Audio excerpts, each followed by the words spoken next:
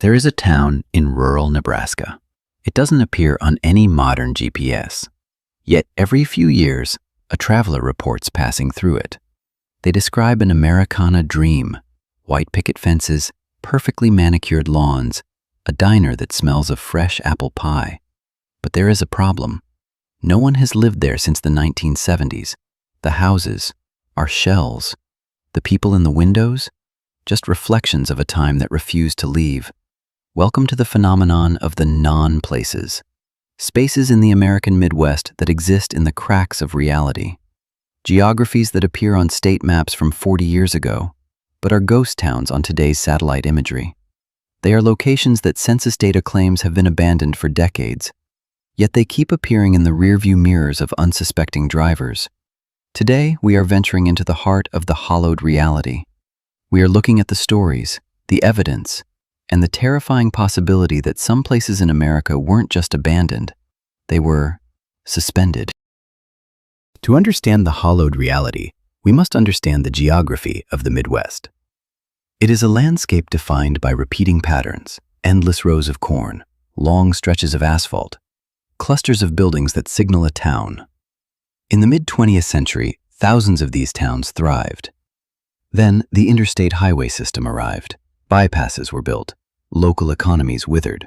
Residents moved to urban centers. That is the story of the abandoned town. But there is a difference between a town that is abandoned and a town that is absent. A non-place is characterized by specific anomalies. The map error. They appear on printed road maps from the 50s and 60s. Modern GPS systems report no data or redirect travelers miles away. The temporal mismatch. Witnesses describe the architecture, the advertisements, and the fauna as belonging to a specific era, the Eisenhower-era Midwest. The static environment. Despite reports of freshly painted houses or warm coffee, there is no evidence of local government, tax records, or human infrastructure maintenance.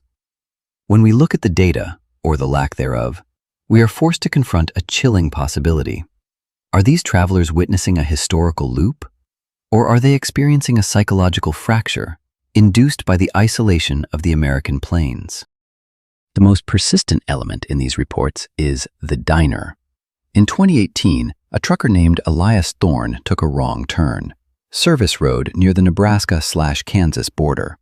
He found a town named Oakhaven, a name that does not exist in any county record. Thorne described the town. Perfectly clean. The grass? Mowed to a precise height. He felt compelled to stop. The diner, a small building, a neon sign that buzzed with an erratic insect-like frequency. I walked in. It smelled like coffee, strong, burnt, fresh. I sat at the counter, waiting for someone to take my order. I heard the kitchen doors swing open. I turned. There was no one there. Just the lingering warmth of a cup of coffee. It was still steaming. I looked outside. The car I had driven in on was gone. The street was silent. Not empty, silent. Like the world was holding its breath. Thorne left his wallet on the counter. He drove until he hit a major highway. He never found the road back to Oakhaven. What makes this story, and others like it, so unsettling? It is not the supernatural. It is the familiarity.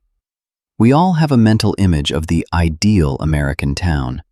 We recognize the aesthetic, the pastel colors, the clean sidewalks, the sense of security. When that image is transposed onto a place where no one should be, it creates a cognitive dissonance, the uncanny. What is the hollowed reality? Psychologists suggest it is a form of collective hysteria, highway hypnosis, sensory deprivation of the plains. When you drive for 8 hours through a landscape that never changes, the brain fills in the gaps. It reaches back into the cultural consciousness, pulls out archetypes of Americana, keeps the mind occupied.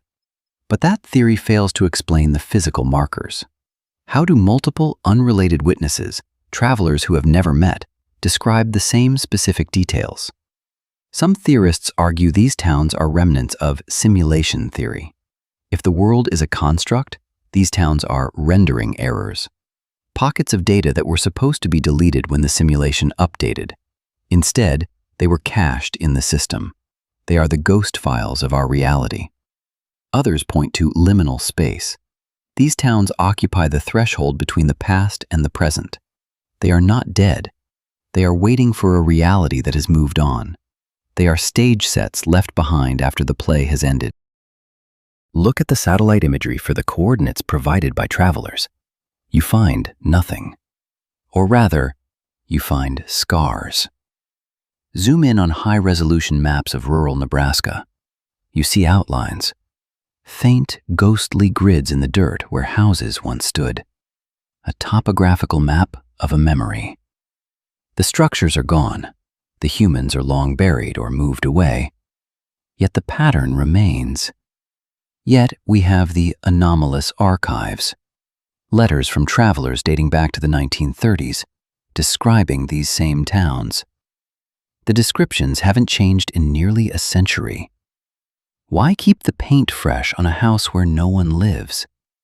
Why does the coffee stay warm in a town that doesn't exist? The answer might be simple.